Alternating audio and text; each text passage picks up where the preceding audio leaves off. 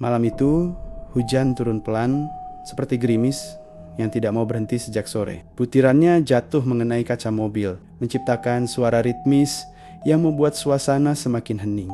Kabut mulai turun dari arah hutan, menggantung rendah di sepanjang jalan kecil yang memisahkan desa itu dari kota terdekat. Jalan di depan terlihat samar-samar, dan pepohonan besar di kiri kanan seperti berdiri lebih dekat, seolah ingin menutup jalanku. Warga sekitar menyebut jalan itu sebagai jalan lintas rimba. Tapi waktu aku ngobrol dengan beberapa orang di warung, mereka selalu berhenti sesaat sebelum menyebutkan nama lain yang katanya lebih dikenal tapi tidak boleh diucapkan. Apalagi saat malam, aku pikir itu cuma mitos atau cerita buat nakut-nakutin pendatang. Tapi makin malam, semakin terasa ada sesuatu di udara yang membuat bulu kuduk meremang. Aku datang ke desa itu untuk kerja, membuat dokumentasi perkebunan yang diminta salah satu perusahaan lokal. Seharusnya aku sudah kembali ke kota sore tadi, tapi hujan dan beberapa kendala teknis membuat semuanya molor. Waktu akhirnya selesai,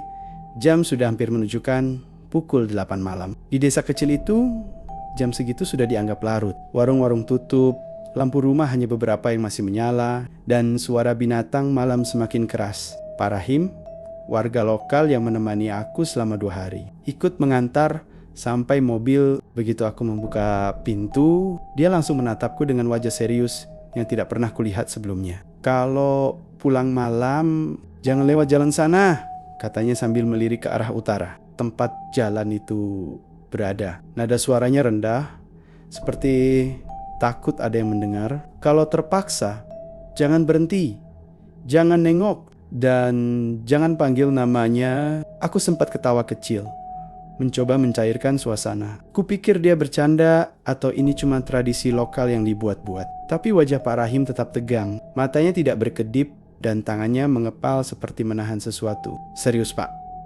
Pak, gak apa-apa, saya cuma lewat doang kok," kataku. Tapi dia menggeleng cepat dan memegang lenganku pelan. "Jangan anggap sepele, nak. Banyak yang sudah tahu caranya." Tapi tetap nggak kembali. Saat itu, aku memang merasa sedikit tidak enak. Tapi karena aku harus kembali bekerja esok pagi di kota, aku tetap memutuskan untuk berangkat. Setelah pamit, aku menyalakan mobil dan mulai berkendara meninggalkan desa. Jalanan masih cukup terang dekat rama-rama penduduk. Tapi semakin jauh dari pusat desa, lampu-lampu mulai menghilang satu persatu. Tinggal cahaya mobilku yang memotong kegelapan pekat. Di kilometer 5, suasana tiba-tiba berubah. Lampu mobilku yang sejak tadi normal mulai meredup pelan. Bukan mati, hanya meredup seperti ada sesuatu yang menyerap cahayanya. Hutan di kiri kanan tampak semakin rapat, pepohonannya tinggi dan gelap, batangnya besar-besar. Angin tidak terasa, tapi daun-daunnya bergerak seolah ada sesuatu yang berjalan di antara mereka. Dari radio mobil, tiba-tiba keluar suara statis yang tidak pernah muncul sebelumnya. "Kurt, Kurt, jangan sebut."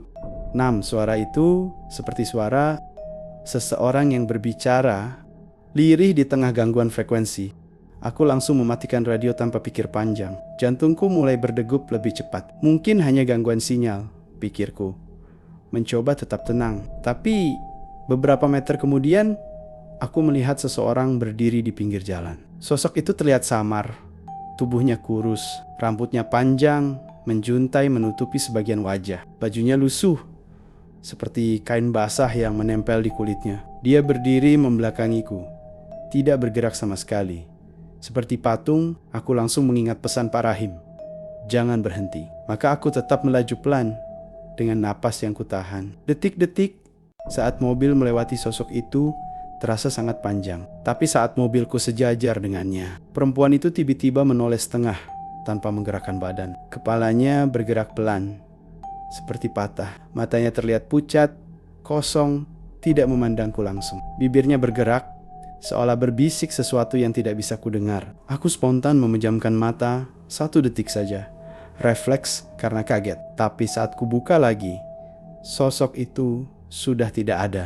Jalan kembali kosong.